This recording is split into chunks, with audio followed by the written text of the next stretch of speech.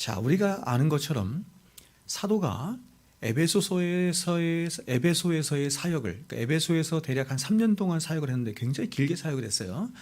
그러니까 사도는 원래 이렇게 저처럼 굉장히 오랜 시간 동안 한 곳에 머물면서 이렇게 목회를 한 사람들이 아니고 순회 전도단이다 이렇게 해서 가서 교회를 세우고 교회를 굳게 하는 일을 한 1년 혹은 2년 이렇게 길게는 3년 이렇게 하고 다른 곳으로 다시 옮겨서 또 교회를 세우고 교회를 굳게 하고 또 교회를 옮기고 하는 이런 순회 선교 사역을 했는데 에베소에서는 그가 아마 가장 길게 사역을 했던 것 같습니다.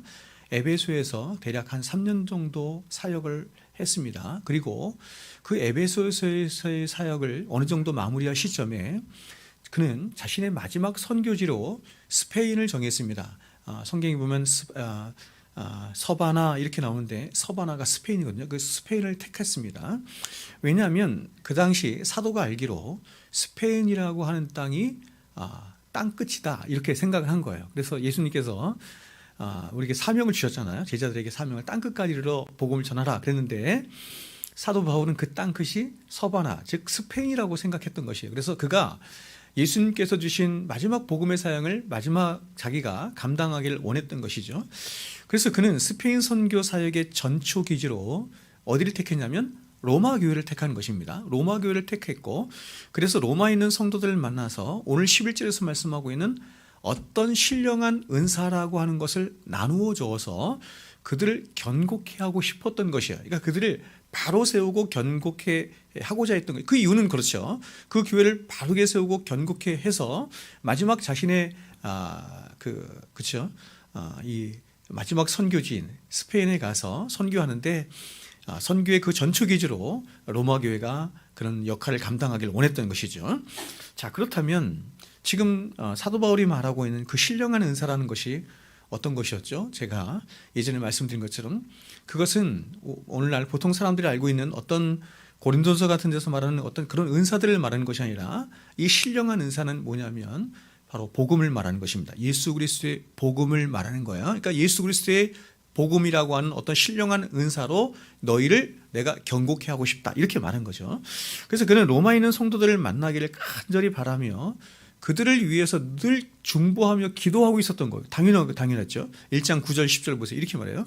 내가 그의 아들의 복음 안에서 내 심령으로 섬기는 하나님이 나의 증인이 되시거니와 항상 내 기도에 쉬지 않고 너희를 말하며, 그러니까 로마 교회 성도들을 말한다는 거예요. 너희를 위해서 기도하고 있으며 또 어떻게 하든지 이제 하나님의 뜻 안에서 너희에게로 나아갈 좋은 길 얻기를 구하노라. 그러니까 사도 바울은 로마 교회를 가본 적이 없어요. 로마를 가본 적도 없고 로마 교회를 가본 적도 없는데 지금 그들을 위해서 기도하고 있는 것이에요. 그 이유가 무엇인지 제가 말씀드렸죠.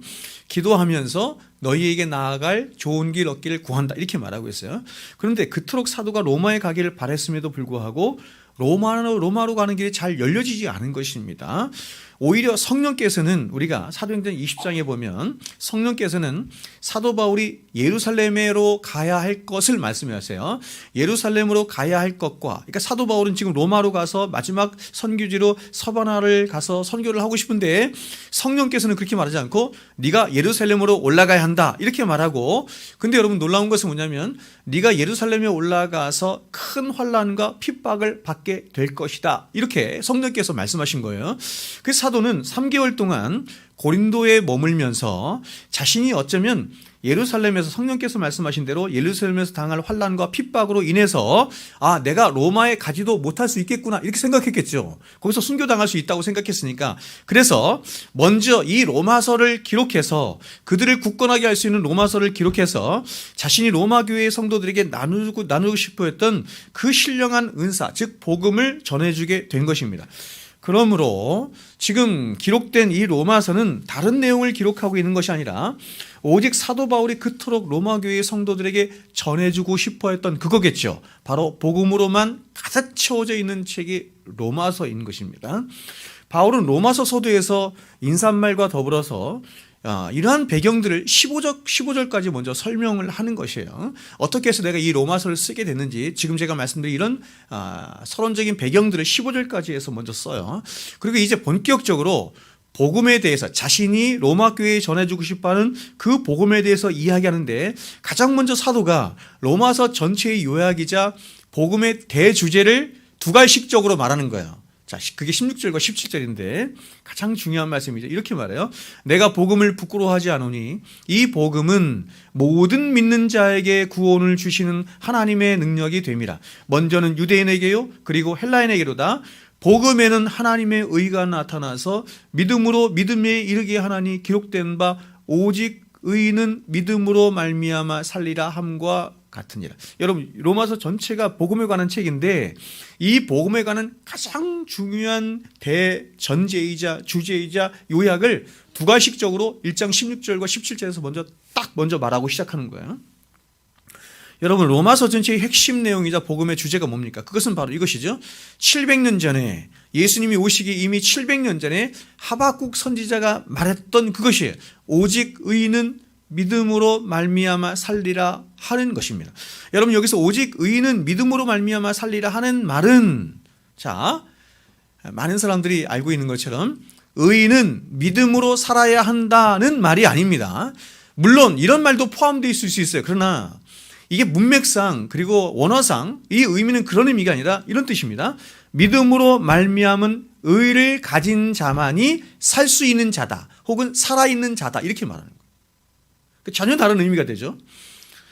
그러니까 로마서 전체는 오직 복음이라고 하는 한 가지 주제에 대해서만 이야기하는 말씀인데 이 복음의 핵심에 뭐가 있냐면 이것이죠. 믿음으로 말미암은 뭐가 있어요? 하나님의 의가 있는 거예요. 여기까지 됐습니까?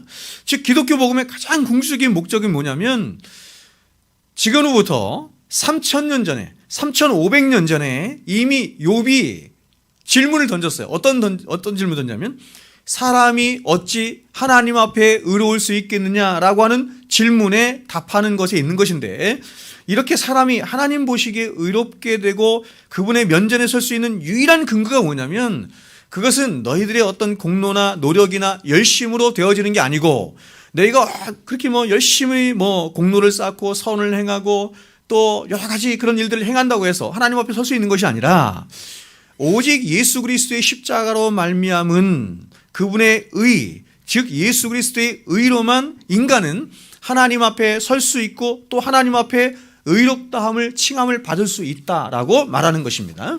자, 그런데 사도가 왜 그리스도의 의를 예수 그리스도의 의를 자 보세요. 은혜로 말미암은 의, 그 은혜로 말미암은 것이 의인데 은혜로 말미암은 의 이렇게 말하지 않고 믿음으로 말미암은 의라고 했냐면 그것은 그 은혜를 저와 여러분에게 가져다 주게 하는 그 은혜를 적용시키게 하는 하나님이 주신 은혜의 통로가 뭐냐면 그게 믿음이기 때문이에요. 너희가 그 은혜를 인하여 믿음으로 말미암아 구원을 얻었나니 구원이 어떻게 해서 오냐면 구원은 은혜로 말미암아 주어지는 건데 그 은혜가 우리에게 주어지게 된 그릇이 뭐냐면 그게 믿음이에요. 그래서 사도는 17절에서 복음에는 하나님의 의가 나타나서 믿음으로 믿음에 이르게 한다 이렇게 말한 거예요. 말씀 어렵지 않죠? 괜찮죠? 네. 자, 여러분 이 말씀은 보세요. 복음에는 하나님의 의가 나타나서 믿음으로 믿음에 이르게 한다 이렇게 말. 그러니까 여러분 이런 말씀들이 그냥 슥 지나가면 모르는 거예요. 이게 무슨 의미인지 모르는 거예요. 자, 제가 풀어드립니다. 자, 여러분 이 말씀은 교회 역사 가운데 굉장히 다양하게 해석이 되어 있어요. 믿음으로 말미암아 믿음으로 믿음에 이르게 한다. 근데 앞에 전제가 뭐냐면 하나님의 의가 나타나서 믿음으로 믿음에 이르게 한다. 이게 무슨 말이에요 도대체?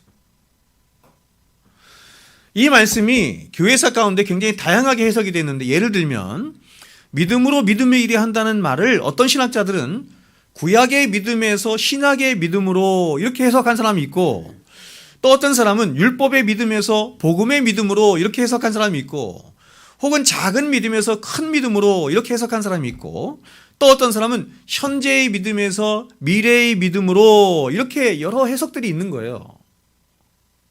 그렇죠? 여러분 어떻게 해석하시고 싶어요? 어떻게 해석하시겠어요? 그러나 이 본문은 바로 앞에 있는 하나님의 의와 연결해서 봐야 되죠. 문맥상 봐야 돼요. 하나님의 의와 연결해서 해석해야 가장 정확한 해석인데 다시 말하면 믿음으로 믿음에 이르게 한다는 것은 어떤 뜻이냐면 이런 뜻입니다. 하나님의 의로 말미암은 아버지의 믿음. 성부 하나님의 믿음이 있다는 것이죠. 그 아버지의 믿음이 그 하나님의 의를 믿는 아들들의 믿음을 창조해 낸다, 이런 뜻이에요. 자, 여러분, 우리의 믿음이 누구로부터 왔다? 무슨 뜻이에요? 우리의 믿음이 누구로부터 왔다? 하나님께로부터 왔다. 원래 하나님이 가지고 계셨던 믿음이 있는데 그 믿음으로 말미암아 우리에게 당신과 같은 믿음을 주셨다, 이런 뜻이에요.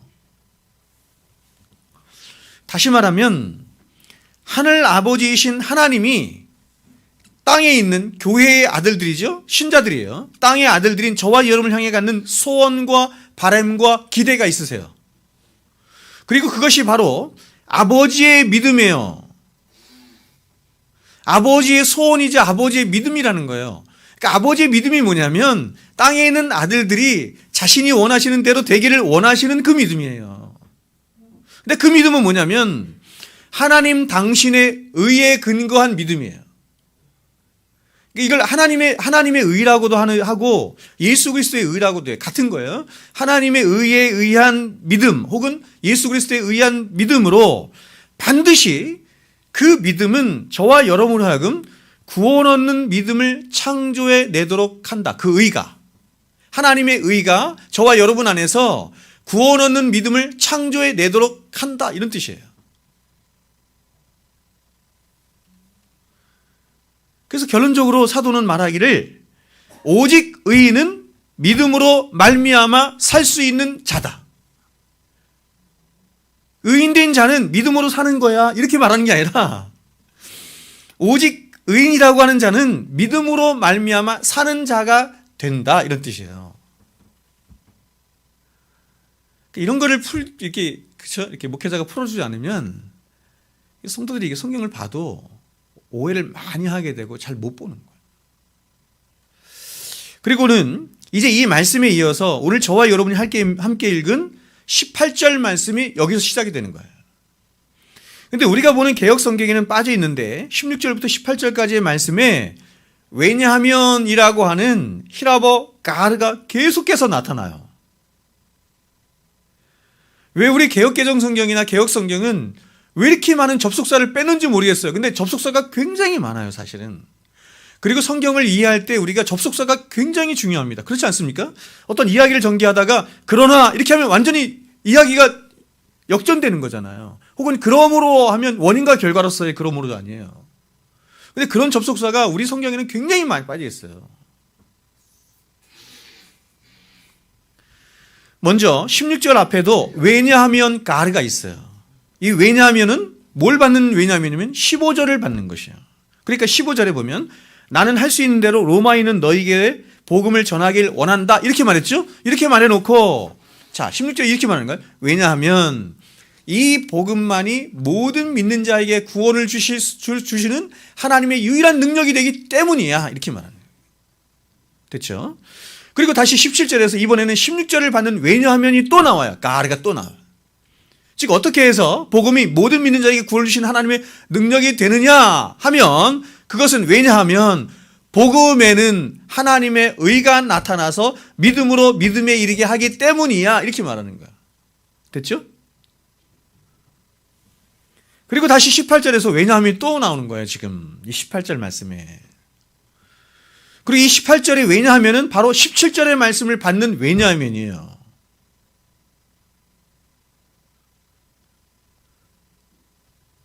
그러니까 여러분 사도가 17절에서 인간은 오직 믿음으로만 의롭게 될 수 있다라고 선언한 후에 왜냐하면 하면서 이제 18절부터 왜 인간은 믿음으로 말미암은 의로만 살 수 있는 것인지에 대한 설명을 이제 하나씩 쭉 해나가는 거예요.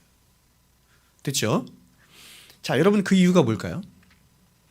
왜 인간은 오직 믿음으로만 살 수 있을까요? 믿음으로만 말미암은 그 하나님의 의로만 인간은 살 수 있어요. 사는 존재가 된다, 이런 뜻이에요. 진짜 생명이 있는 존재가 된다, 이런 뜻이거든요. 왜 그럴까요? 왜 인간은 오직 믿음으로만 의롭다함을 받을 수 있을까요? 사도는 그 이유를 이렇게 말하는 거야. 모든 인간은 태어남부터 죄 아래 태어나서 죄를 먹고 마시며 살다가 죄 아래 죽기 때문이다. 이렇게 말합니다. 그 사도는 당연히 18절부터 뭘 말하겠어요? 그럼 자, 18절부터 뭘 말하겠어요? 인간에 대해서 얘기하겠죠. 인간론. 자, 인간론 안에 죄론이 있는 거예요. 죄론. 그러니까 인간의 실존에 대한 이야기, 즉 인간론과 인간론 안에 있는 죄론을 이야기하는 거야. 인간이 누구냐? 인간이 어떤 존재냐? 인간은 어떤 상황에 처해 있느냐? 이걸 얘기하는 거예요. 그래서 이렇게 1장 18절부터 시작된 인간의 실존에 대한 바울의 이 검사적 논고가, 자, 이제 검사가 되어서 사도가 이제 기소를 하는 거죠. 3장 20절까지 장황하게 펼쳐지는 거예요. 그리고 이러한 바울의 고소는 가장 먼저 이방인들로부터 시작해서 이방인을 고소하고 그 다음에 유대인을 고소하고 낱낱이 다 고소하는 거예요. 그러니까 일상에 해 아래 있는 율법 아래 있는 모든 인간들이 다 죄인이다 이렇게 말해요.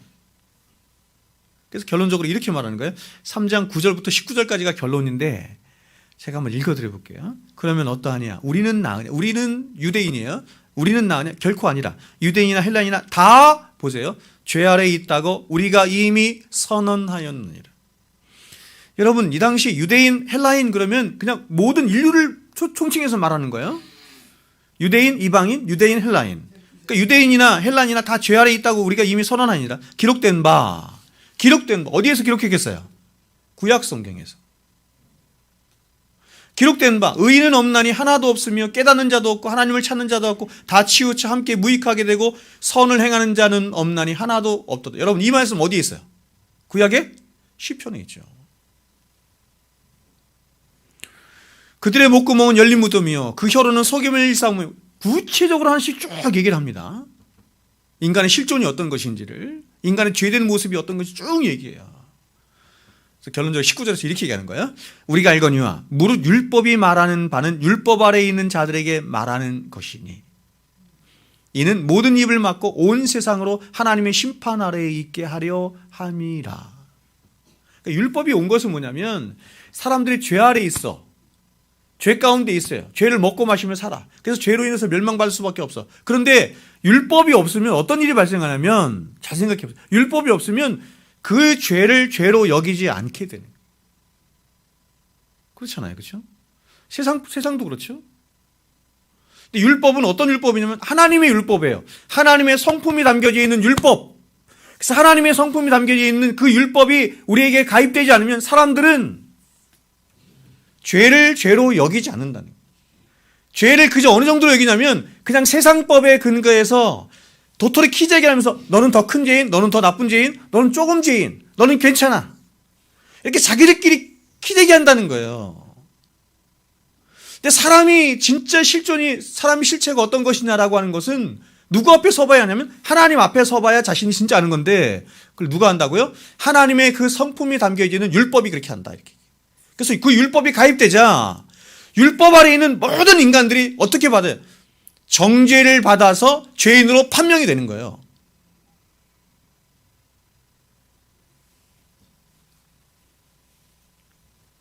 율법이 없는 이방인이든 율법을 자랑하는 유대인이든, 자, 여러분, 유대인에게는 새겨져 있는 율법을 주셨죠, 하나님이? 그렇죠? 그럼 이방인에게는 율법을 주셨을까 안 주셨을까? 율법을 주셨어요 안 주셨어요? 주셨어요. 로마서에서 뭐라고 말해요? 심령에 새겨졌다 이렇게 얘기하잖아요.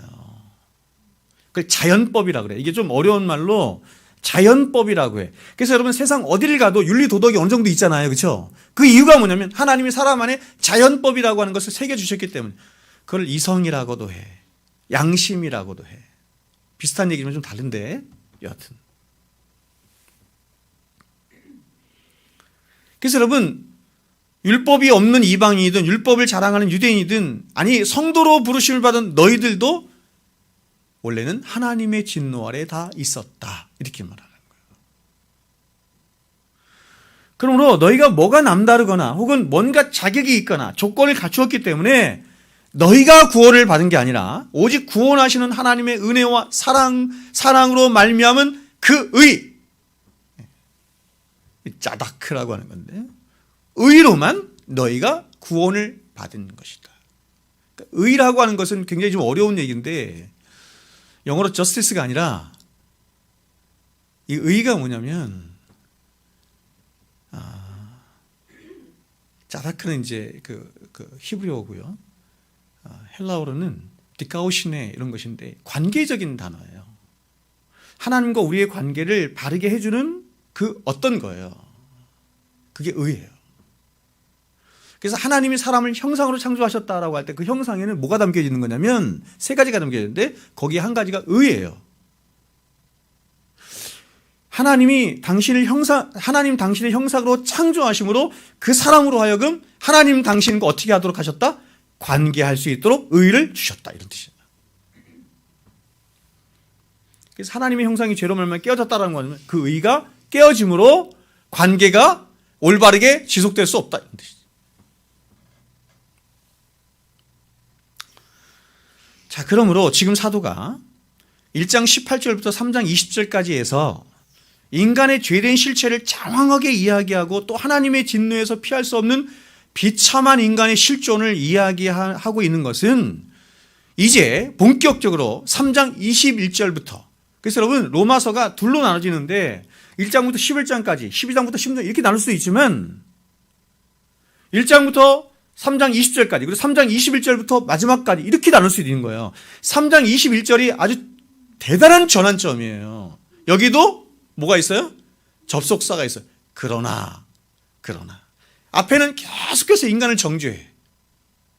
인간은 죄 아래에 있어 죽을 수밖에 없어. 계속 정죄해. 그래서 21절에서 그러나 이제는 이렇게 얘기하는 거예요. 그래서 여러분 로마서가 진짜 하고 싶어하는 얘기는 어디부터 나오느냐? 3장 21절부터 나오는 거예요. 3장 21절부터 펼쳐나갈 그 이야기가 로마서가 말하고 싶어하는 진짜 이야기. 바로 1장 18절부터 3장 20절까지 해서 기소한 사람들, 그렇죠? 인류예요. 그런 죄인들을 구원하시는 이야기, 가장 크고 놀라우며 위대한 하나님의 구속의 이야기, 바로 예수 그리스도의 십자가의 이야기를 어디서부터 한다? 3장 21절부터 한다. 3장 20절 한번 읽어볼까요? 3장 21절 한번 펴보세요.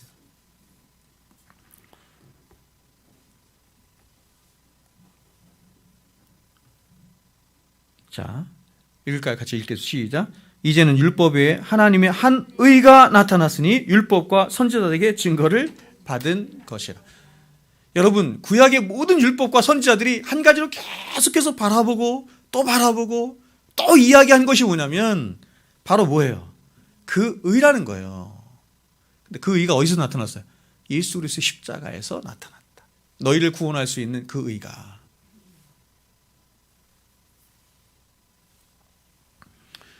그러니까 여러분 성경의 방식이 항상 그렇듯이 바울은 위대한 구원의 이야기, 즉 복음을 이야기하면서 위대한 구원의 이야기가 다른 게 아니라 복음이잖아요. 복음을 이야기하기 전에 먼저 죄된 인간의 실존을 말함으로 삼위 하나님 안에서 이루신 구원이 얼마나 놀랍고 위대하고 영광스러운지를 말하고 있는 거예요. 그래서 그 구원이 어떤 구원이에요? 우리 지난주에 한 주간 동안 나왔죠. 이번 주일날 또 나누고 싶은데 이같이 큰 구원이 되는. 이게 바로 바울이 이 로마서를 통해서 목표하고 있는 내용이에요. 그러므로 여러분 이것은 로마서뿐만 아니라 모든 성경이 다 그렇습니다. 창세기 3장 이후에 성경은 정말 집요할 정도로 죄를 추적하고 죄에 대해서 들춰내고 또한 그런 죄로 인해서 하나님의 진노 아래 놓여 있는 인간을 율법을 통해서 끝없이 고발하며 정죄하는 일을 하는 것이에요. 하지만 성경이 궁극적으로 이야기하고 싶어하는 것은 그런 죄인을 고소하는 것이 아니라 그런 죄인들을 긍휼히 여기시고 사랑하심으로 자신의 독생자까지도 아낌없이 내어주신 그 하나님의 사랑이 얼마나 놀라운가라고 하는 것을 말하는 동시에 또한 그런 하나님의 구속의 역사에 기꺼이 순종하심으로 위대한 구원을 이루신 그 예수 그리스도의 십자가의 은혜를 입은 교회는 과연 얼마나 복되고 영광스러운 교회냐라고 하는 것을 말하는 거예요.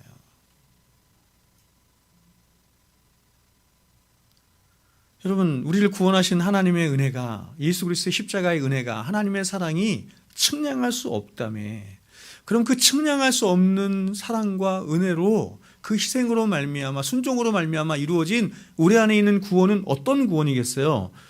측량할 수 없는 우주적인 구원. 제가 이제 주일날 좀 우주적인 구원. 그래서 이같이 큰 구원이 돼요.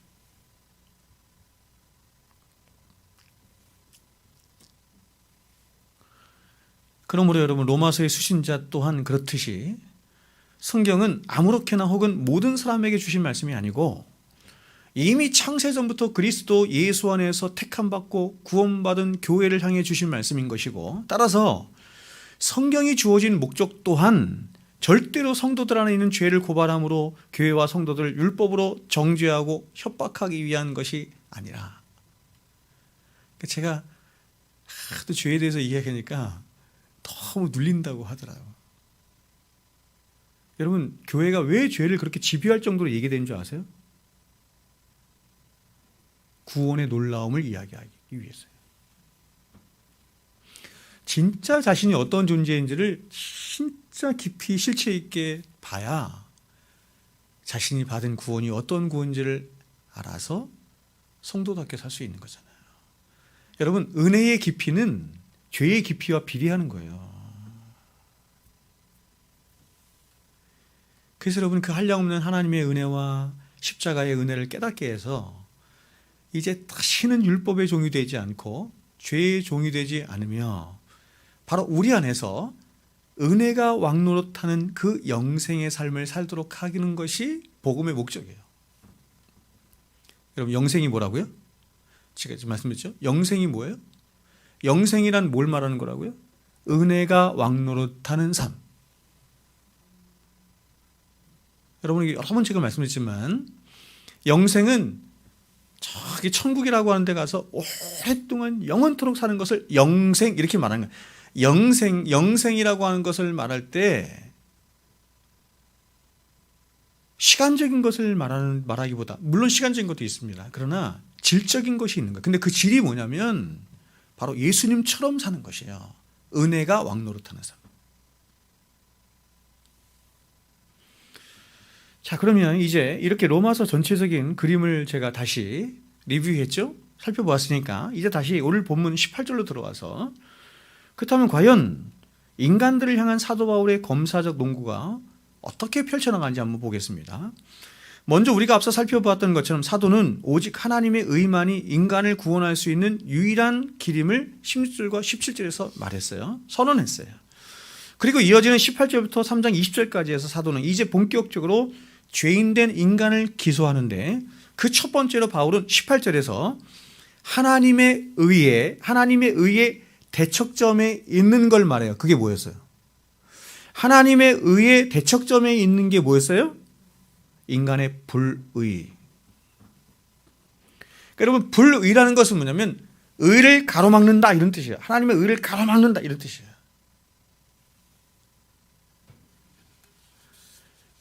너 참 불의하구나 이런 국어사전적인 의미가 아니라, 불의라는 것은 하나님의 의를 가로막는다 이런 뜻이에요. 자, 여러분, 우리는 지난 몇 번의 시간을 통해서 이미 18절 말씀의 면면들을 충분히 나누었는데요, 이 18절 말씀의 구조를 다시 한번 살펴보면 이렇게 분석할 수 있습니다. 즉, 이 세상에 하나님의 진노와 심판이 임하게 되는데 그 원인이 뭐였습니까? 사도가 얘기하죠. 그 원인이 뭐였어요? 하나님의 심판이 임하게 되는데 그 원인이 뭐였어요? 보세요. 18절 보세요. 두 가지 얘기하잖아. 뭐였습니까? 그 원인이 불의로 진리를 막는 죄인들의 불경건 때문이었어요. 그러면 그 죄인들의 죄몫이 뭐냐면, 사도는 그것을 두 가지로 얘기하는데, 하나는 뭐냐면 불경건 이렇게 얘기하고, 또 다른 뭐냐면 불의 이렇게 얘기하는 거예요. 여러분, 여기서 사도가 말하는 불경건이라고 하는 것은 우리가 앞서 살펴봤던 것처럼 이런 것입니다. 하나님이 인간을 창조하신 그 창조 목적, 하나님이 인간을 창조하신 창조 목적이 뭐냐면 하나님과의 절대의존의 관계 가운데 살아가는 거예요. 제가 교회를 개척하고 설교 시간에 제일 많이 한 말 중에 하나가 아마 절대의존의 관계일 거예요. 수백 번 하지 않았을까요? 하나님이 인간을 창조하신 창조 목적이 어디냐면 근본이 뭐냐면 절대의존의 관계예요. 여기 새겨져 있죠? 오직 은혜, 오직 예수. 그게 절대의존이에요. 난 예수 없으면 못 살아. 나는 은혜 없이는 나는 아무것도 아니야. nothing이야. 난 죄덩어리야. 하나님이 인간을 처음 창조하실 때도 그렇게 창조하셨어요. 불경건이라고 하는 것은 반대되는 거예요. 그런 하나님의 절대의존의 관계에서 이제 벗어나서 오히려 하나님을 향해 갖게 된 커다란 적의의 성향을 말하는 거예요. 다시 말해서 불경건이란 소극적으로 말하면 바로 하나님을 경외하거나 하나님을 사랑하지 않을 뿐만 아니라 더 적극적으로는 뭐냐면 하나님을 대적하며 하나님을 떠나며 최고가 뭐냐면 나를, 인간 자신을 하나님의 자리에까지 올려놓으려는 모든 죄된 성향을 불경건 이렇게 말합니다. 그리고 이러한 불경건 뒤에 나오는 불의는 뭐냐면 그 불경건이 원인이 돼서 이 세상에 나타난 죄의 실체들 혹은 죄의 열매들 그걸 불의 이렇게 말하는 거예요. 그러니까 불경건이 원인이고 불의는 그 원인으로 말미암은 결과 이렇게 말할 수 있는 거죠. 우리는 지난 몇 번의 시간을 통해서 이러한 인간의 불경건과 불의에 대해서 그리고 하나님의 진노에 대해서 충분히 말씀을 나누었습니다. 오늘은 하나님의 진노에 대해서 좀 더 말씀을 제가 나누고 그 하나님의 진노가 떨어진 불의로 진리를 막는 자들에 대한 이야기는 그 다음 시간쯤에 제가 한번 하도록 하겠습니다. 자, 여러분 오늘 사도는 복음을 말하기에 앞서서 먼저 모든 인류가 직면하고 있는 가장 중대하고 크며 시급한 문제를 말해요. 이걸 먼저 말하는 거예요. 이걸 먼저 인식하는 게 중요한 거예요. 지금 내가 처해 있는 상황이 어떤 것인지 그리고 이것이 얼마나 중대하고 얼마나 큰 것인지를 인식하는 게 필요한 거예요. 그래서 이걸 먼저 말하는 거예요. 그것이 뭐냐면 바로 인간의 불순종이 낳은 죄의 문제인데 그 죄로 인한 인간이 당하기엔 하나님의 진노와 심판이 그들 안에 있다 이렇게 말하는 것이죠. 여러분 오늘날 사람들은 우리가 사는 이 시대가 과거와는 너무나 다르다고 말을 해요. 여러분 세상 사람들이 그렇게 말할 수 있어요. 그런데 목회자들조차도 그렇게 말을 해. 그래서 여러분 교회가 자꾸 변하는 이유가 어떻게 생각하는 거냐면 과거와 지금이 너무 다르기 때문에 교회도 변해야 된다 생각해요. 이런 얘기 많이 들으셨죠? 그래서 인간이 지닌 문제들 그리고 인간이 가진 관심사 역시 과거와 많은 점에서 달라졌다 이렇게 말을 합니다.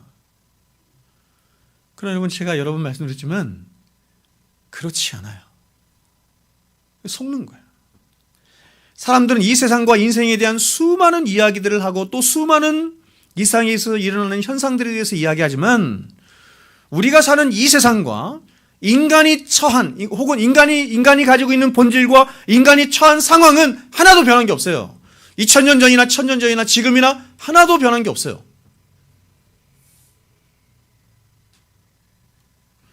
우리가 사는 이 세상은 여전히 빛보다 어둠을 더 사랑해. 여전히 빛보다 어둠을 더 사랑한다는 건 뭐냐면 세상에 죄가 꽉 차 있다는 얘기죠.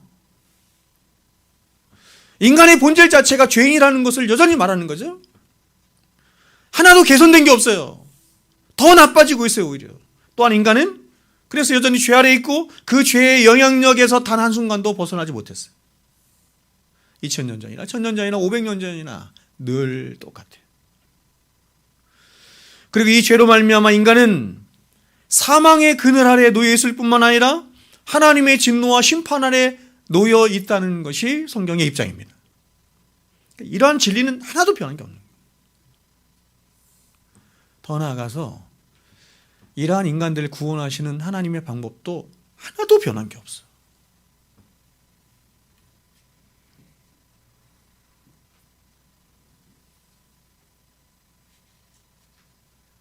그러므로 인간에게 있어서 늘 가장 크고 시급하며 중대한 문제는 뭐냐면 다른 세상의 어떤 것에 어떤 보여지는 현상이 있는 게 아니라 바로 인간 자신에게 있는 거예요. 인간성 자체의 문제라고 할 수 있는 죄의 문제와 그 죄로 인해 받게 될 하나님의 진노와 하나님의 심판의 문제가 가장 급한 거예요. 그 사도는 복음을 말하기에 앞서서 이러한 인간의 실조인 죄의 문제와 그 죄가 초래한 인간의 심판과 형벌에 관한 문제를 가장 먼저 이야기하는 거예요. 여러분, 예전에 2020년에 프란시스코 교황, 지금 교황이죠. 이 프란시스 교황이 엄청난 말을 했어요. 교황이 무슨 말을 했냐면 지옥이 없다는 말을 했어요. 아세요? 굉장히 떠들썩했습니다. 막 신문에 나고. 2020년 3월 29일 발행된, 여러분 이 프란시스 교황이 옛날에 대전에 왔던 거 아시나요? 대전에 왔었어요. 근데 이 프란시스 교황이 2020년 3월 29일 발행된 이탈리아 일간지인 레푸블리카에 따르면 프란시스코 교황은 이 신문 창립자인 에우제니오 스칼파리아와의 인터뷰에서 이렇게 말을 해요. 들어보세요. 죽음 이후에 참회한 영혼은 신의 용서를 받고, 자, 여기까지 좋아요. 이거 잘못했죠. 죄송합니다. 죽음 이후에 참회한 영혼은 신의 용서를 받고, 죄송합니다. 그의 응시 범위에 합류한다. 그러니까 죽어서도 회개를 할 수 있다는 얘기잖아요. 말도 안 되지. 반면 보세요. 참회하지 않은 사람은 용서받을 수 없고, 보세요. 사라진다. 사라진다는 말이 무슨 뜻이냐면 소멸된다, 이런. 자, 그러니까 이 사람의 말에 의하면 이런 뜻이에요. 사람이 사는 동안 참회를 하고 회개를 하면 구원을 받는다, 이런 뜻이죠. 근데 기회가 또 있어. 죽은 다음에도 참회를 또 할 수 있다, 이런 얘기죠. 근데 마지막까지 참회를 안 했어. 그럼 그 사람은 어떻게 될까요? 소멸된대요. 지옥 안 가. 제 말이 의심이 되면 집에 가서 인터넷 한번 찾아보세요. 2020년 3월 29일. 자, 여러분의 생각은 어떠십니까? 그러니까 여러분, 교황이 이런 말을 하니까 세상이 환호자격하는 거야. 캐톨릭뿐만 아니라 믿지 않는 사람들도 환호자격하고 좋아하는 거야.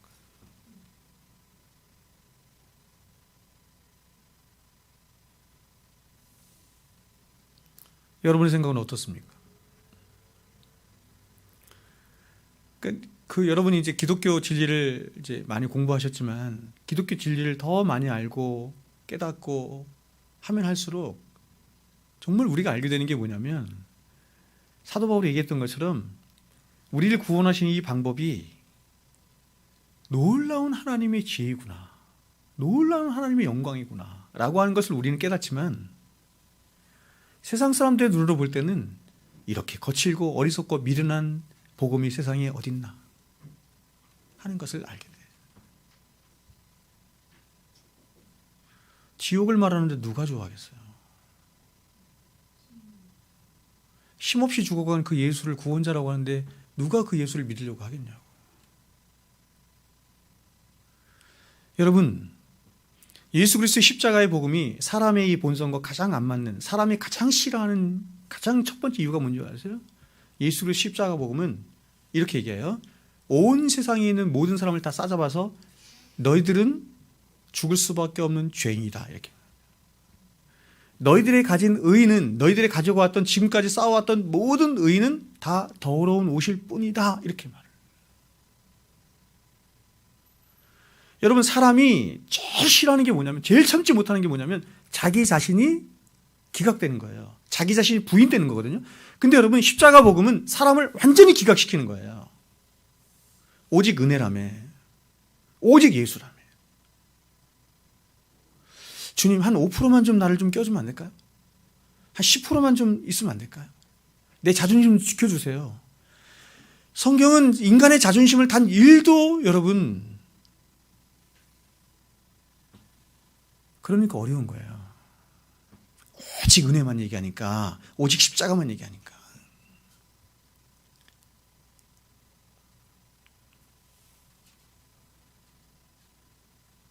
여러분, 지옥이 있을 것 같습니까? 그럼 지옥이 있었으면 좋겠습니까? 없었으면 좋겠습니까? 우리가 관여할 바는 아니지만 저는 지옥이 없었으면 좋겠어요. 그러나 여러분, 이러한 인간들의 생각과 바람은 사실상 우리 자신이 어떤 존재인지 하나님 앞에 정직하게 보지 못하고 또 인정하고 싶지 않은, 그래서 더 죄악 가운데 죄악의 낙을 누리며 살고 싶어하는 우리 안에 악한 욕망이 만들어낸 생각이죠. 얼마든지 내 마음대로 살면서도 지옥이 없기 때문에 내가 구원을 받을 수 있다라고 하는 헛된 욕망이 사로잡힌 것이죠. 그래서 이러한 생각들로 인해서 오늘날 교회 안에서조차 이러한 인간의 실존을 말하지 않고 또 하나님의 말씀조차 무시하면서 죄에 대해서, 지옥과 심판에 대해서 설교하는 것을 꺼려하고 사람들이 듣고 싶어하는 형통과 복에 대한 설교들만 교회 안에 난무하는 거예요.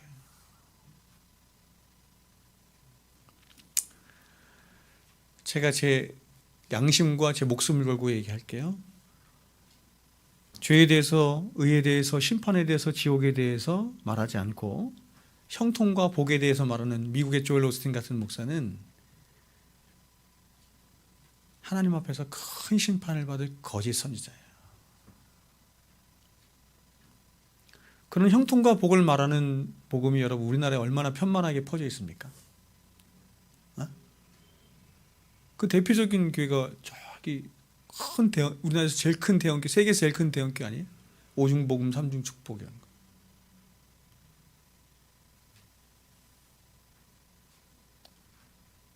그래서 여러분, 사람들은 점점 더 참된 말씀이 희미해져 가므로 이제 더 이상 지옥의 존재도 잘 믿지 않을 뿐만 아니라 지옥의 형벌에 대해서도 별로 두려워하지 않는 거예요. 더군다나 여러분, 전 세계 캐톨릭의 수장이라고 하는 프란시스코 교황 같은 사람이 그런 말을 하니 사람들이 얼마나 힘을 받겠어요.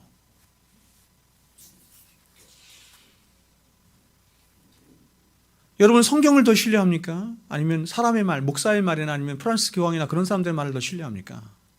큰일 나는 거예요, 여러분. 우리를 심판하는 것은 하나님의 말씀이 심판하는 거지, 그렇잖아요? 근데 사람들이 그렇게 따라간다니까. 사람의 말을 믿고 따라가. 성경을 살피려고 하지도 않아. 이것은 마치 최초의 인간인 아담과 하와에게 하나님이 분명 너희가 이것을 먹는 날에는 죽고 죽으리라. 무트타무트라는 말이 이런데, 너 죽고 반드시 죽는다는 뜻이거든요. 엄중하게 말씀하셨음에도 불구하고 그 말씀을 무시하고 하나님을 만우리 여기는 거죠. 하나님을 만우리 여긴 채 그저 막연하게 설마 하나님이 하나님의 형상대로 창조된 나같이 존귀한 자를 죽이시기야 하겠어? 했던 아담과 하와의 모습과 같은 거예요. 그래서 사람들은 하나님을 믿는다고 하면서도 더 이상 하나님의 말씀을 무시한 채, 그리고 자신 안에 끊임없이 솟아오르는 죄를 감추고 죄를 무시한 채, 그리고 끊임없이 자신 안에 있는 환경과 연약함들을 핑계하면서 설마 하는 생각들로 마치 노아 시대와 같이 그저 이 세상에서 하나님의 말씀의 경고를 무시하고 먹고 마시며 사는 일에만 온갖 관심을 갖는 거예요.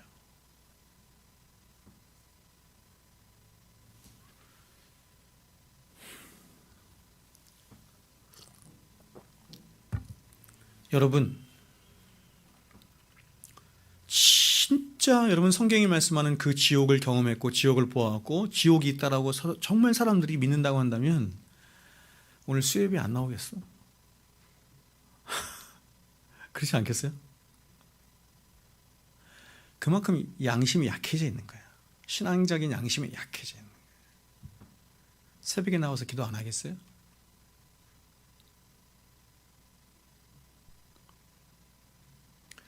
목사 앞에서는 핑계할 수 있어. 하나님 앞에서 안 돼.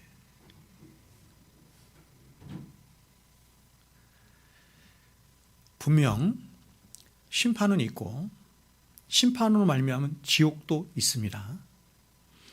너무나 명백한 팩트예요. 팩트를 넘어서 진리예요.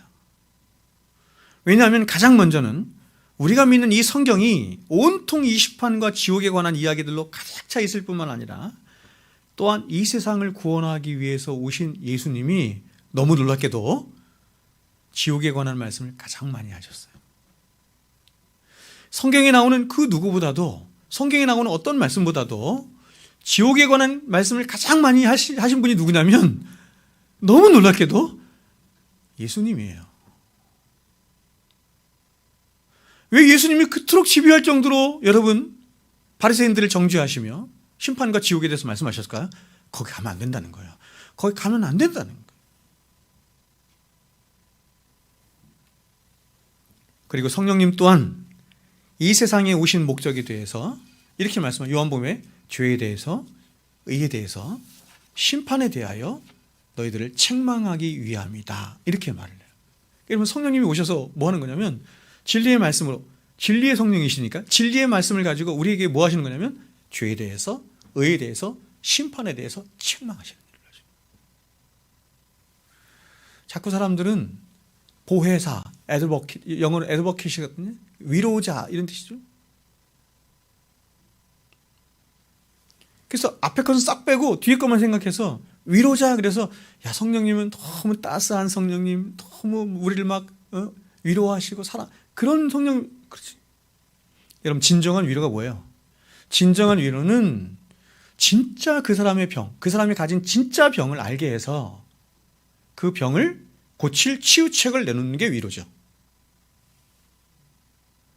온 인류가 다 영원히 죽을 그 정말 암보다도 1억 배, 아니 몇억 배 더 무서운 질병이, 죄의 질병이 걸렸는데 거기에 대해서 말하지 않고 괜찮아, 예레미야 시대에 수많은 거짓 선지자들이 얘기했던 것처럼 괜찮아, 평강할 거야, 하나님이 지켜주실 거야, 우리에겐 성전이 있잖아, 율법이 있잖아, 선지자가 있잖아, 너희들 할례 받았잖아. 이 거짓 것 가지고 계속 그 위로가 됩니까?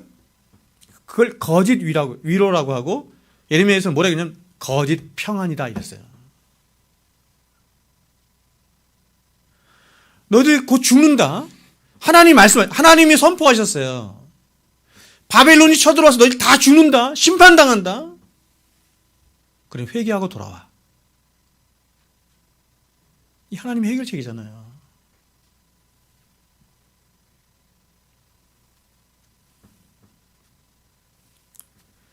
무엇보다 여러분 천국과 지옥이 없다면 선과 악을 심판하시는 하나님의 공의, 여기서 의는 공의거든요. 이 저스티스거든요. 공의는 다 무너져 버리고 마는 것이고 이 공의가 무너지면 대속의 십자가도, 아니 하나님의 영광 자체가 다 무너지고 마는 결과를 가져와서 결국 기독교는 싸우려 종교가 되는 거예요. 즉 기독교가 말하는 하나님이 그저 당신 마음대로 마음 내키는 대로 무조건 용서하시고 무조건 사랑하시고 무조건 죄 없다 하시는 분이라고 한다면, 그래서 지옥도 없고 심판도 없고, 그래서 하나님에게서 어떤 공의나 공평이나 거룩함이나 선하심을 발견할 수 없다고 한다면, 그리고 무엇보다도 이런 죄인들을 긍휼히 여기시고 사랑하사 당신의 독생자를 아낌없이 내어주신 그 하나님의 사랑도 사실상 거짓으로 판명된다면 도대체 그 하나님은 어떤 하나님이에요? 그런 하나님 믿을 수 있겠어요? 이 염라대왕보다 못한 거 아니에요?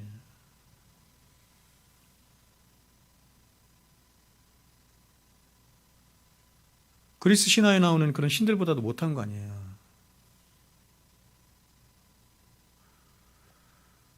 여러분이 신론, 그렇죠? 특별히 삼일체론, 이런 것들 여러분이 충분히 공부하면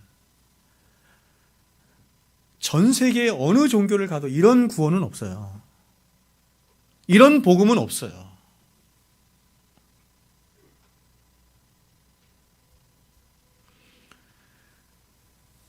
그 복음의 진위를 떠나서 그 복음의 광대함, 이 우주적이고 이 위대한 이 구원을 말하는 것은 세상 어디에도 없어요.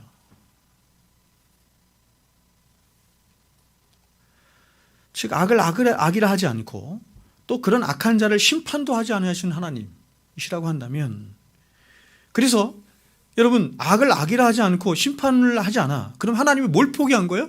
자기를 포기한 거예요. 자신의 공의를 포기한 거죠. 당신의 공의를 포기하고 거룩하신 성품을 포기하시는 하나님이라고 한다면 그분이 어떻게 하나님이라고 할 수 있겠어요?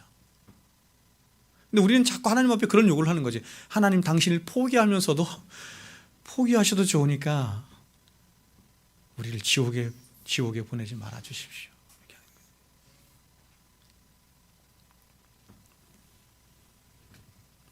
제가 여러분에게 몇 번 말씀드렸지만, 저는 지금이라도 천국과 지옥이 없다는 것이 진실로 밝혀진다면 저는 목사 안 하고 신앙도 버릴 것입니다. 천국과 지옥이 없는데 무엇 때문에 믿음으로 살고, 무엇 때문에 이 세상에서 사는 모든 유익과 쾌락과 안락과 이 모든 걸 왜 포기하겠어요?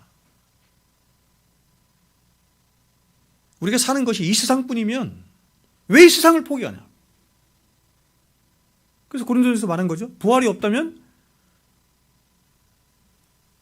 우리가 가장 세상에서 불쌍한 자로다. 이 세상뿐이라면 우리가 가장 세상에서 불쌍한 자로다. 단지 기독교가 도덕적으로나 윤리적으로 탁월한 종교이거나 마음의 평안을 더하는 종교이기 때문에 제가 기독교 신앙을 가져야 한다면 저는 그런 기독교 필요 없고 믿지도 않을 것입니다. 그러나 여러분, 제가 생명을 다해 기독교 신앙을 지키는 이유는 분명히 예수님께서 말씀하신 대로 천국과 지옥이 있기 때문이에요. 그렇다면 왜 사람들은 그토록 심판이나 지옥에 대한 말씀에 그 마음과 양심이 무뎌져 있는 것이며, 또 죄를 죄로 여기지 않을 뿐만 아니라 그 죄에 대해 심판하시는 하나님을 두려워하지도 않고 그 하나님을 향한 어떤 관심도 두지 않는 이유가 무엇일까요? 그것은 사람들이 말씀을 통해서는 자신의 양심을 통해서든 어떤 형태로든 지옥을 보세요, 보지 못했고 경험하지 못했기 때문에. 제가 여러분에게 지난번에도 말씀드린 것처럼 사람이 왜 천국을 사모하지 않고 대망하지 않냐면 천국을 못 보고 경험하지 못했기 때문이에요.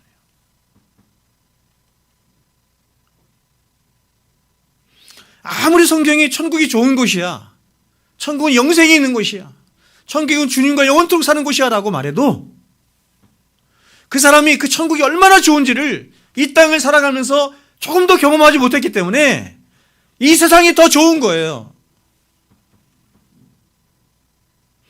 마찬가지로 사람들이 지옥이 있다라고 하는 하나님의 말씀을 무시하는 이유가 뭐냐면 그 지옥을 경험하지 못했기 때문이에요.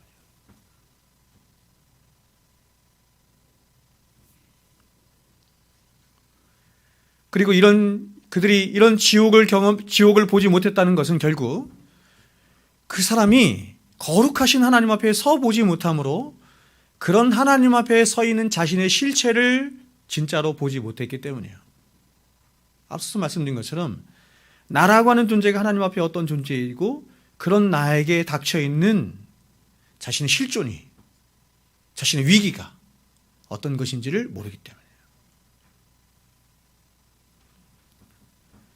그리고 이렇게 사람들이 거룩하신 하나님 앞에서 자신의 진짜 실체를 보지 못하고 있다는 것은 어떤 면에서 이 시대에 성령이 점점 사라져가고 있다는 증거예요. 저는 오늘날 이 시대가 정말 성령이 사라져가고 있는 시대라고 하는 것을 저는 느껴요. 가장 큰 이유가 뭐냐면 사람들이 더 이상 회개하지 않아.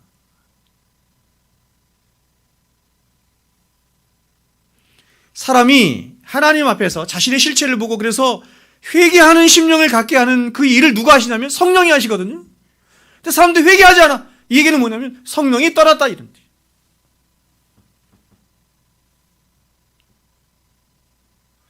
제가 어릴 적만 해도 그 핍절한 말씀으로 그 강단에서 말씀을 외쳐도 사람들은 눈물 흘리면서 기도하고 회개하고 금요일만 되면 산에 가서 기도하고 그랬어요.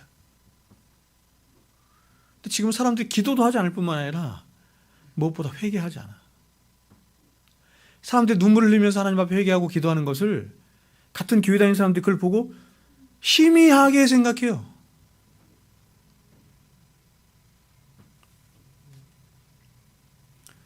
복음주의 안에서 회개는 평생 한 번 하는 거야. 예수님 만나고 평생 한 번 하는 거야. 라고 하는 이상한 가르침이 아주 이상하게 유포되면서 사람들이 회개하지 않아요.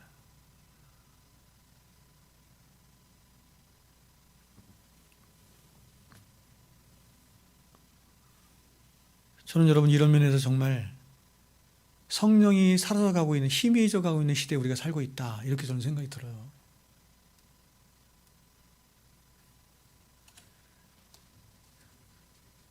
조나단 에드워즈 아시죠? 그렇죠? 조나단 에드워즈. 진노한 하나님의 손안에 붙들린 죄인들. 제목이 이거야. 진노한 하나님의 손안에 붙들린 죄. 여러분 이 책 읽어보셨어요? 이게 설교예요, 설교. 한 편의 설교인데 굉장히 길어.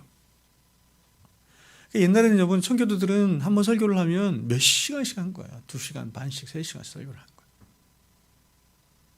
제목이 뭐냐면 진노한 하나님의 손안에 붙들린 죄인들이에요. 굉장히 유명합니다. 여러분 이 설교가 얼마나 유명했냐면 그 다음에 초등학교인가요? 초등학교 교과서에 이게 실렸어요. 초등학교 교과서에. 그러니까 여러분 그만큼 미국이라고 하는 나라가 굉장히 경건한 나라였고 교과서에 이런 설교를 실을 만큼 그 나라는 청교도의 나라였어요. 이 설교는 19세기 영적 대각성 운동에 불을 지핀 에드워즈의 설교 중에 가장 유명한 설교 중에 하나입니다. 그런데 이 설교를 통해서 이 당시 예배당에 앉아있던 많은 사람들이 뭘 봤냐면 지옥을 보고 경험했다는 거예요. 에드워즈의 부흥 이야기에 이게 자세히 나오는데 굉장히 놀랍습니다. 이 설교를 통해 선포된 지옥이 얼마나 생생했던지 어떤 사람들이 이 설교를 들으며 예배당에 엎드려져 통곡하고 회개했을 뿐만 아니라 심지어 어떤 사람들은 졸도까지 했다는 거예요. 설교를 듣고. 그런데 여러분 이 설교는 에드워즈가 저처럼 목소리를 높여가며 한 설교이거나 어떤 웅변가처럼 설교하는 것도 아니라 그저 지독한 근시였던 에드워즈가 한 손에 등잔을 들고 한 손에 설교문을 든 채 거의 2시간 이상 넘는 시간 동안 청중을 제대로 보지도 않은 채 읽어 내려간 설교였다는 거예요. 그냥 이 설교문을 들고 이렇게 읽어 내려간 설교였다.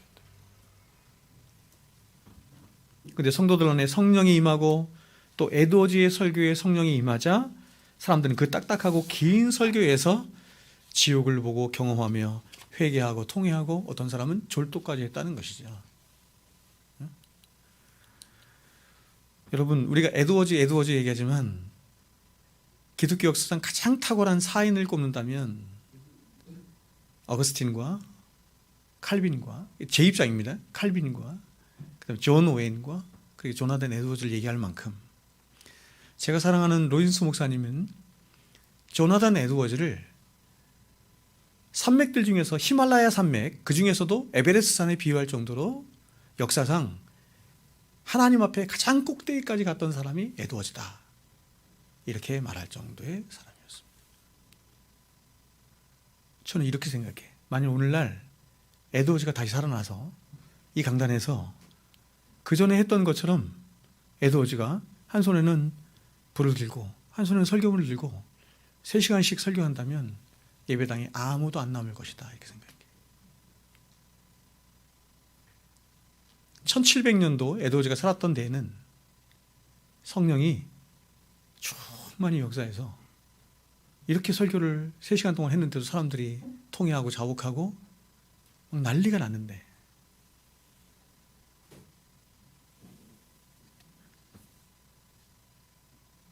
이 시대가 그런 거예요. 시대가.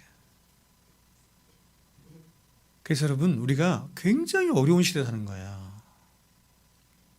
몇 배로 몸부림쳐도 이렇게 은혜의 역사, 성령의 역사가 일어나지 않는 모든 것이 막 이렇게 그 동맥경화라고 하나요? 핏줄이 다 막혀 있는 것 같은.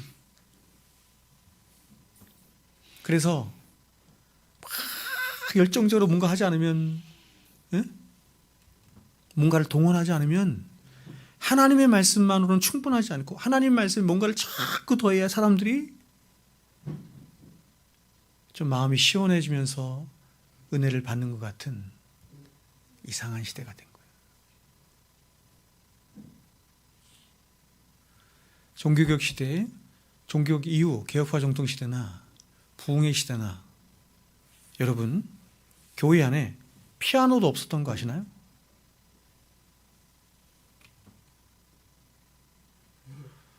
제가 아주 어릴 적에 피아노가 들어왔어요.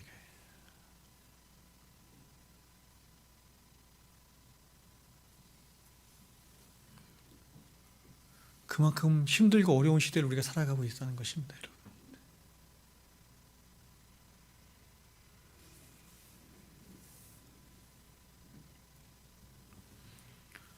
오늘날 사람들은 이러한 문제들을 해결받기 위해서 교회에 찾아오곤 하지만 여러분 보십시오.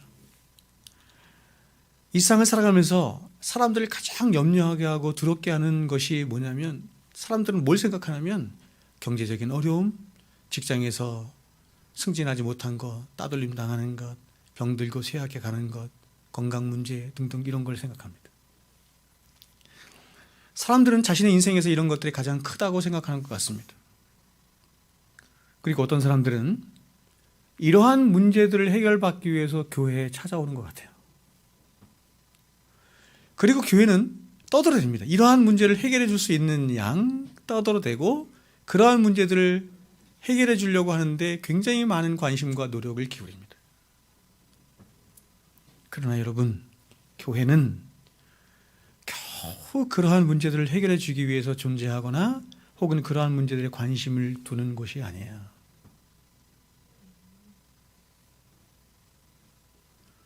교회는 사람들로 하여금 인생에서 가장 절실하고도 시급한 문제라고 할 수 있는 죄의 문제에 직면하도록 하고, 또 그 죄를 해결하실 수 있는 하나님 앞에 서도록 하고, 그 죄를 고치고 치료함으로 전혀 새로운 피조물 되고 새로운 인생, 생명을 지닌 하나님 백성이 되도록 하는데 하나님이 교회를 세우신 목적이 있는 거예요.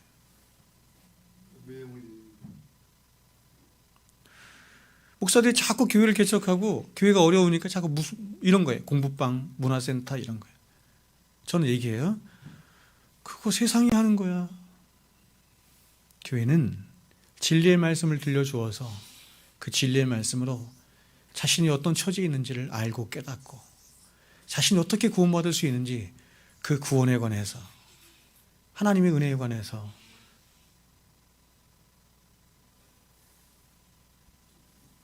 세상 어디에서 들을 수 없는 진리를 말해주는 곳, 교회예요.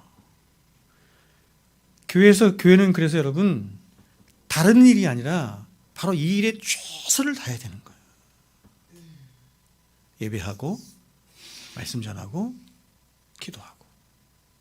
오죽했으면 여러분 초대교회 당시에 우리는 말씀과 기도에 전무하리라 사도들이 결의를 했어요. 이게 교회라는 거예요.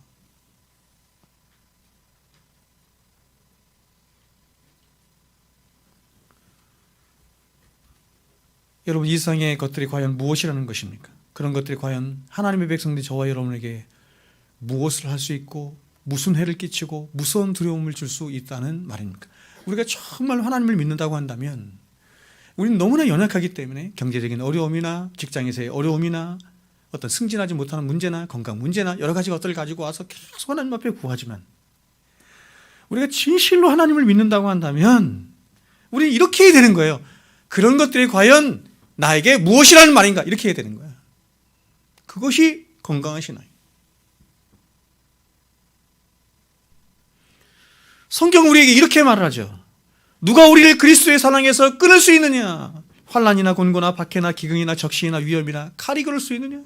기록된 바 우리가 종일 주를 위하여 죽임을 당하게 되며 도살당할 양같이 여김을 받았나 함과 같으니라. 그러나 역점이 나오죠. 그러나 이 모든 일에 우리를 사랑하시는 이로 말미암아 우리가 넉넉히 이기는 일. 여러분, 내가 하나님을 정말 믿고 예수를 믿는다고 한다면 이렇게 고백해야 되는 거야. 그렇습니다. 내가 지금 이러한 상황이 있습니다. 이런 어려움이 있습니다. 그러나 해야 돼. 그러나 나를 위하시는 그 주님으로 말미암아 우리가 넉넉히 이길 수 있습니다. 이렇게 고백해야지. 그래서 이렇게 하는 거예요. 내가 확신하노니, 사도가 확신하노니 사망이나 생명이나 천사들이나 권세자들이나 현재일이나 장래일이나 능력이나 높음이나 깊음이나 다른 어떤 피조물이라도 우리를 우리 주 그리스도 예수 안에 있는 하나님의 사랑에서 끊을 수 없느니라. 사람들은 자꾸 다른 이야기하는 거예요.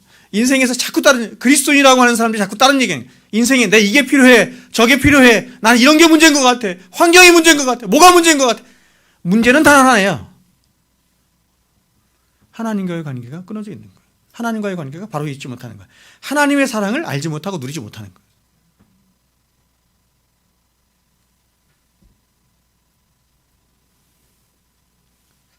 저와 여러분을 두렵게 하고 염려케 하는 것, 넘어뜨리게 하는 것은 우리가 이 세상에서 당하는 그런 게 아니에요. 환난, 권고, 적신, 위험, 칼이야.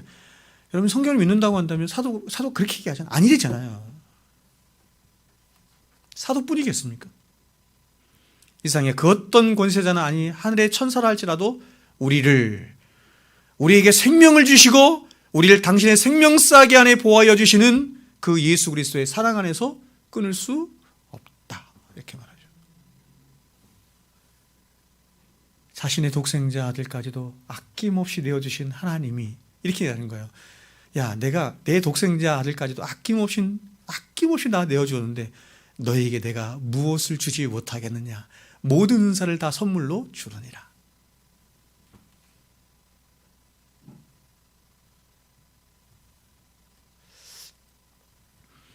그러므로 저와 여러분이 아무리 이 세상에서 위험한 일을 당하고 어려운 일을 만나고 환난을 당한다 해도 우리의 생명이 되신 우리 구주께서 우리와 함께 하시기만 하면 그 어떤 사망의 음침한 골짜기 같은 상황이나 형편도 결국 푸른 초장 맑은 물가로 변하게 되는 것이며 더 나아가 지옥도 변하여 천국이 되는 거예요. 지옥이 변하여 천국을 경험한 사람들 그리스도인이라고 하는 거 아닙니까? 그러나 여러분 만일 하나님이 우리를 향해서 내가 너와 함께 하지 아니하리라 하면 큰일 나는 거죠. 여러분 잘 아시지 않습니까? 이스라엘 백성들이 하나님 앞에 죄를 범했을 때 하나님이 이렇게 얘기합니다. 너희들이 그토록 가나안 땅을 가길 원하고 내가 너에게 주기를 원하는 가나안의 모든 복을 받기를 원하는데 그래 가라 올라가라. 내가 너에게 약속한 모든 걸 다 주리라. 근데 뭐라고 말씀하세요? 황송한 말씀을 하죠.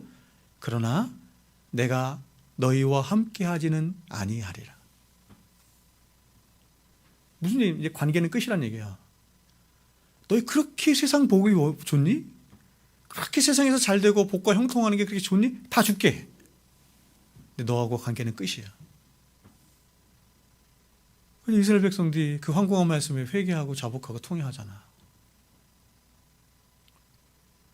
세상 다 가져도 하나님을 잃으면 다 잃는 거예요.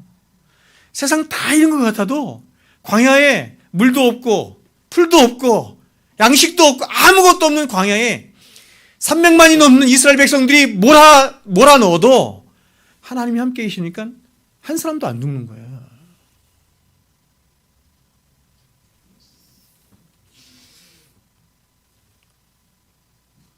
그래서 여러분 성경이 말씀하는 위대한 약속이 뭐냐면 임마누엘이에요.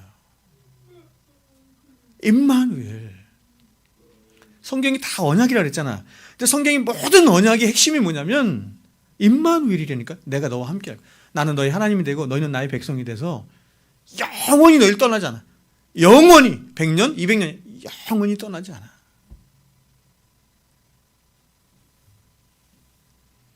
그래서 여러분 하나님이 내리시는 모든 심판 중에 가장 큰 심판이 뭐냐면 하나님이 우리의 재물을 흩으시거나 거두어 가시는 것도 아니고 또한 우리의 건강을 잃게 하시는 것도 아니고 우리의 마음을 어렵게 하고 고통스럽게 하는 어떤 인생의 질고도 아니에요.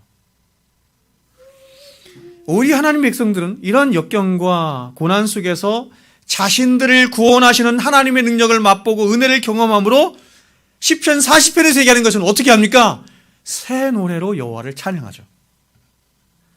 그러니까 여러분, 이러한 일이 없다고 한다면, 기가 막힐 웅덩이와 수렁에 빠지는 경험이 없다면, 그런 기가 막힐 웅덩이와 수렁에서 나를 건지시는 하나님을 경험하지 못함으로 그 하나님을 여러분 마음과 중심을 다하는, 힘을 다해서 찬양하는 그 새 노래로 그 주님을 찬양하지 못한다.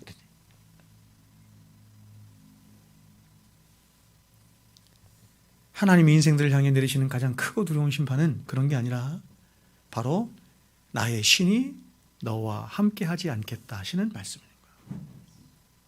그래서 우리가 성경을 보면 이 세상에 죄악이 가득 차서 더 이상 하나님이 참으실 수 없으셨을 때 하나님은 가장 큰 심판을 그들에게 예고하셨는데, 그 말씀이 뭐냐면 다시는 나의 신이 너희와 함께하지 아니하리라. 여러분, 이 말씀 어디서 봤어요? 노아 홍수에서 봤죠?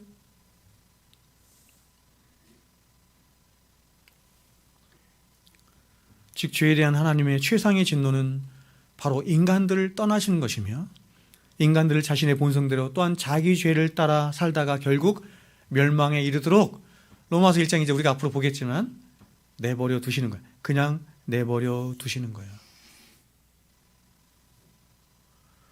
근데 우리 주일학교들한테 물어봐요. 얘들아, 너희 하나님이 간섭하지 않고 너희들 그냥 마음대로 사는 거 하나님 그냥 내버려 두면 좋겠니 안 좋겠니? 애들이 생각해. 내 마음대로 사는 것 어떤 면에 좋은 것 같기도 한데, 근데 또 생각하니 그렇게 살다면 안 될 것 같은 자기 자신을 보는 거예요.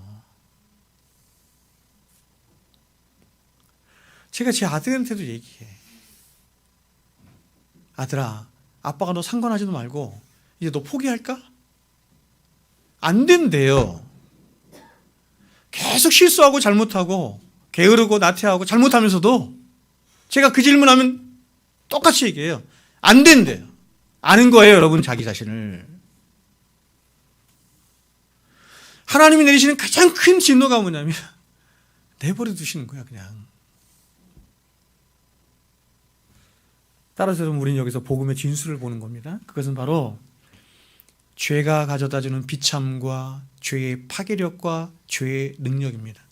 죄라는 것은 우리 인생들에게 가장 큰 진노를 낳게 하는 것인데, 그것은 바로 우리로 하여금 하나님으로부터 우리를 단절시켜서 결국 모든 생명에 관한 것들을 다 빼앗기도록 할 뿐만 아니라 가장 비참한 지옥의 형벌에 이르도록 하는 그 목적을 가진 게 뭐냐면 죄예요.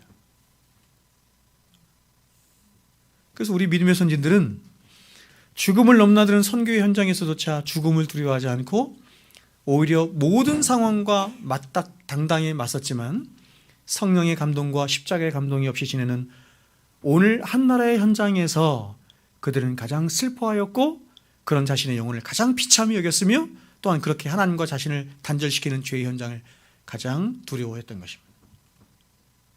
그래서 어떤 청교도가 쓴 그 시를 보면, 제가 한번 그 시 읽어드렸나? 기억이 안 나는데 이렇게 시를 써요. 하나님, 오늘 내가 성령이 아니고는 말하지 않게 하시고, 성령이 아니고는 내가 행동하지 않게 하시고, 성령이 아니고는 결정하지 않도록 하여 주시옵소서. 청교도들은 아침에 일어나서 말씀을 묵상하는데 그 말씀에 자기가 감동이 안 되잖아요. 감동이 안 되면 하루를 시작을 안 했대요.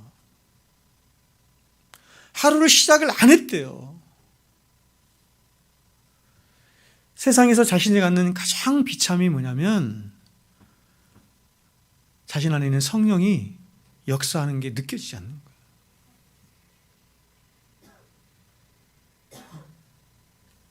청교도들은 그렇게 살았어요. 그러므로 여러분, 저는 이렇게 생각해요. 조국교회가 정말로 염려해야 될 게 뭐냐면, 오늘 이렇게 얘기하잖아요. 뭐 코로나가 뭐 되면서 어떻게 되면서 성도가 얼마나 빠졌느니, 교회가 얼마나 쇠락했느니, 그런 거 염려하는 게 아니라 가장 큰 염려와 두려움은 뭐냐면 성령이 이 조국 땅에서, 조국 교회 안에서 떠나는 거예요. 그 느끼잖아요, 우리가. 전 제 자신이 느끼거든요. 예전 같지 않잖아요, 여러분.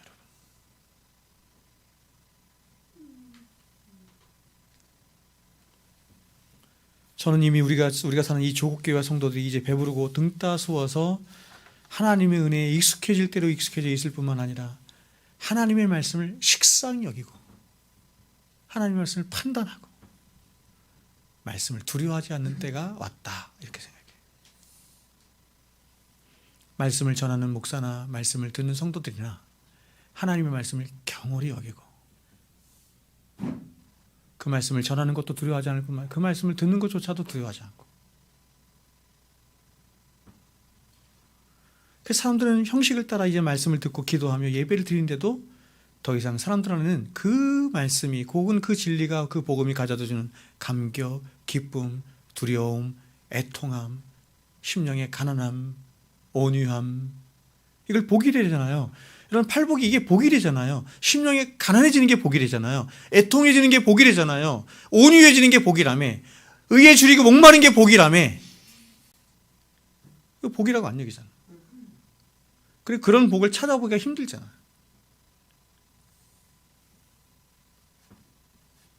물어야 돼요. 나는 과연 언제 십자가 앞에 나가서 언제 내가 울며 애통한 적이 있는가?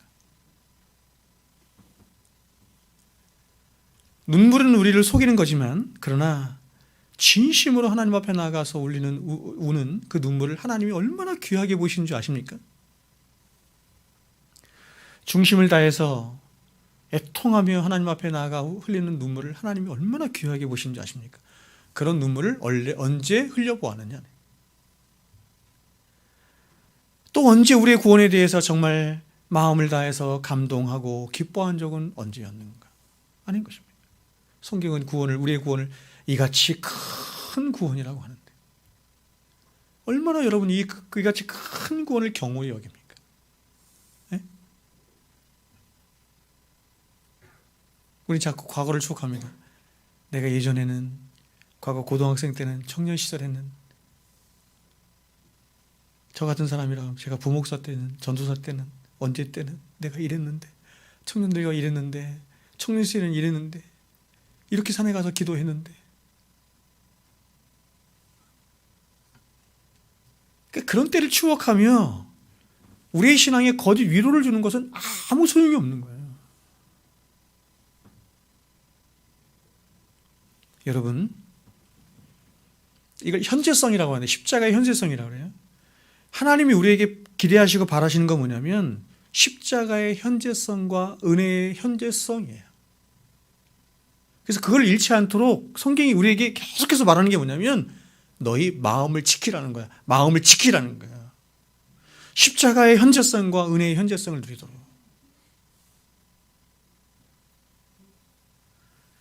바라기는 여러분, 정말 귀한 것을 귀한 것으로 알지도 여기지도 또 누리지도 못하는 이 악한 세대에 우리의 눈을 들어서 가장 귀한 예수 그리스도의 십자가를 보고 또 그 십자가에 새겨진 그 말할 수 없는 성부 하나님의 사랑과 은혜를 알고 깨닫고 누림으로 진짜 우리를 존귀케 하는 것이 무엇이며 진짜 우리를 영원롭게 하는 것이 무엇인지 이 세상에, 이 어두운 세상에, 죄로 가득한 세상에 나타내고 보여줄 수 있는 저와 여러분이 되었으면 좋겠습니다.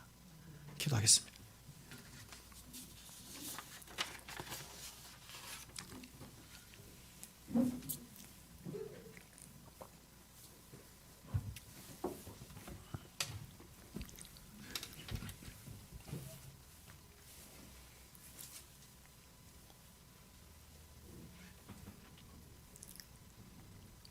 하나님의 진노가 사람들의 머리 위에, 우리들의 머리 위에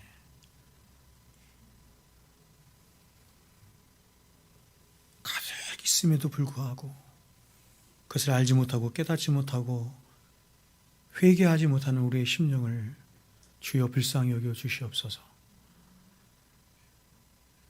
성령이 점점 희미해져 가고 있는 이 악한 세대에 그래서 회개하지도 않고 복음을 들어도 기뻐하지 않고 눈물을 흘리지 않는 이 악한 세대에 주여 우리를 불쌍히 여겨주시고 우리의 영혼을 불쌍히 여기시며 우리의 자녀들의 영혼을 불쌍히 여겨 주시옵소서. 이 교회를 불쌍히 여겨 주시옵소서. 주의 긍휼하심만이, 주의 은혜만이, 우리를 살리실 수 있사오니 주여 도와주시고 우리의 심령을 가난케 하시고 애통케 하시고 온유하게 하시고 의에 줄이고 목마르게 하여 주셔서 하늘로부터 부어주시기를 기뻐하시는 그 하나님의 풍성하신 은혜를 날마다 받아 누리며 살아가는 복된 성도들 다 되게 하여 주시옵소서. 이제는 우리 구주 예수 그리스도의 은혜와 하나님 아버지의 사랑하심과 성령님의 교통 충만하심의 역사가 이제로부터 영원토록 우리와 항상 함께 있을지어다. 아멘.